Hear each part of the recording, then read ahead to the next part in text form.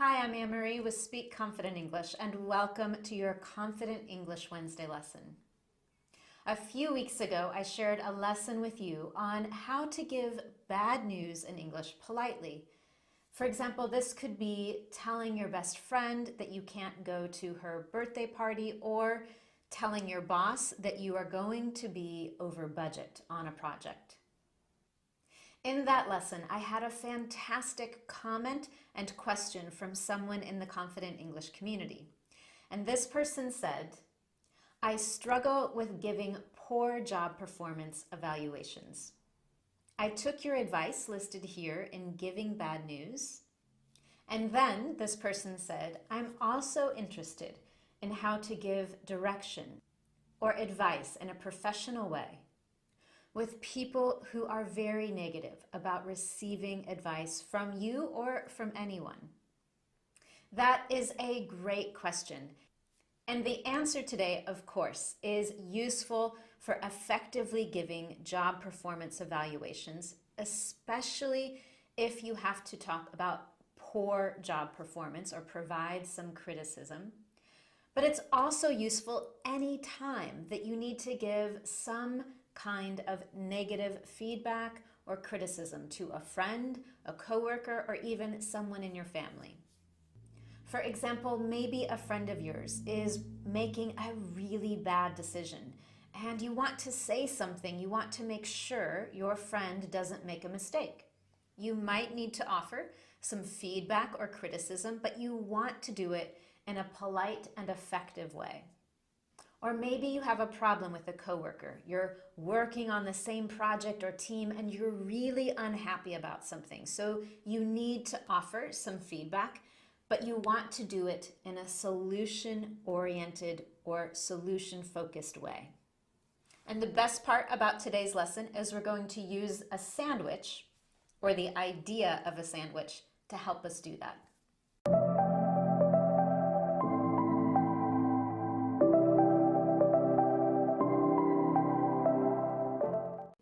Yes, that is right. I said we're going to use a sandwich to help us think about the best way to give constructive feedback or constructive criticism.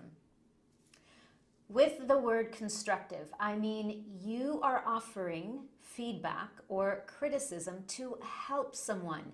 You want them to improve or avoid a mistake. Your goal is not to be rude, impolite, or mean. And in order to do this, we're going to use what we call the sandwich method. Of course, you know a sandwich has two pieces of bread, and in the middle of those two pieces of bread, you have all the other stuff.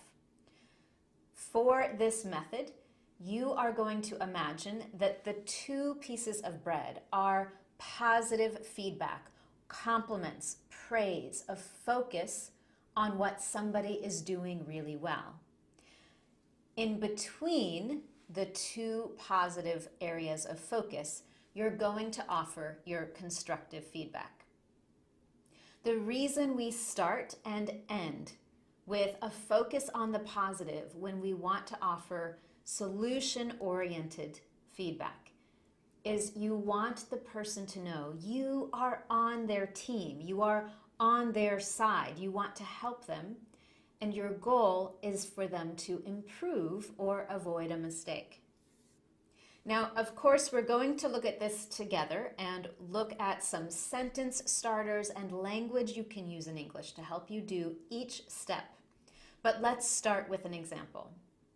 For this example, I'm going to imagine a company who has a website, but they want a new website. They want to recreate their website, recreate their brand, so they have an improved website and they can communicate or connect better with their customers. So this company hired a website design company. And here is an example of using that sandwich method for some constructive feedback. Step 1, focus on the positive. Say what you're happy about, what you like. Give praise or a compliment. Everyone on our team feels that you've worked really hard to understand what we need and how we can best communicate with our customers. And you've been so responsive and easy to work with at every step. Now, step 2, I want to offer some constructive criticism. There's something I'm not happy with, and I want to fix it, or there's something that needs to be improved. However, there's just one thing that doesn't feel right to us. The colors in the new website design seem much too bold or too strong. We're afraid that these colors just don't work well for our customers or with our brand image. We'd like to review the choice of colors with you and make some adjustments so that we can be certain that the colors on our website reflect or represent our brand and our company. Then step 3, we're going to focus again on something positive. You can repeat something that you talked about in the first step. You can repeat a strength or a skill, or that you're happy to work with someone. You can also focus on the positive results that you expect after the improvement or the change is made. For example, again, we're so glad that we chose to work with you and we trust your expertise. We're certain that together we can make the right adjustments and create a new website that helps us meet our goals and communicate with our clients. And that is the sandwich method for offering some constructive criticism, and it's helpful particularly for people who might respond in a negative way because you're focusing most of the time on something positive. But let's talk a little bit more about each step and look at some language that you can use to help you. Now again, step 1 is focusing on something positive. You can give praise, a compliment, focus on a strength or a skill, something that you're happy with. And you can use some of these examples to help you start those sentences. I'm thrilled with, for example, I'm thrilled with what you've done so far. Or I'm very pleased with. You've done a fantastic job with, or a great job with. And finally, I love that. I love that you've brought so much enthusiasm to this project. Then in step 2, you can begin to transition to the feedback or the specific criticism that you want to provide. In my example, I used the word however to help me make that transition. A word like however or but lets us introduce a conflict or a contrast. And the key here is to be specific. You want to focus on 1 or 2 very specific things that need to be improved, fixed, or resolved. And of course, you want to offer the criticism politely. In my example, I used, I'm afraid that, or we're afraid that. Other example sentence starters include, I'm concerned about, or I have just 1 or 2 concerns. However, I'd like to focus on one issue.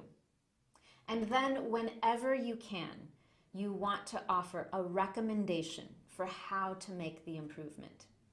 And again, here are some example sentence starters. One idea might be, or you could try, or I think that, and then your solution, would be a good place to start. And finally, I'd like you to. Each of those uses those modal words, which help us to be more polite in English. Words such as might, could, would. And those help us soften the language so it doesn't feel or sound so negative. And finally, in step 3, you go back to focusing on something positive, again with praise or a compliment or a positive statement. As I mentioned earlier, you can also focus on the result that you expect once the improvement is made. And here are some great ways to start those final sentences. I'm certain that, I'm certain we'll be successful in the end. Or I have no doubt that, I have no doubt that we'll be successful in the end. I'm so glad that you've, overall, and generally speaking. And that is how a sandwich, or the idea of a sandwich, can help you to offer advice, feedback, or criticism in a constructive and helpful way, especially to someone who doesn't like to receive criticism or often responds in a negative way. Now, as always, I have a couple of challenge questions for you, and I would love to hear from you. You can comment, share your ideas and questions in the comment section of the online lesson. Now, if you enjoyed today's lesson, be sure to give it a thumbs up on YouTube or share it on Facebook. Those are the perfect ways to let me know that you enjoyed the lesson and learned something new. And with that, thank you so much for joining me, and I'll see you next week for your Confident English Wednesday lesson.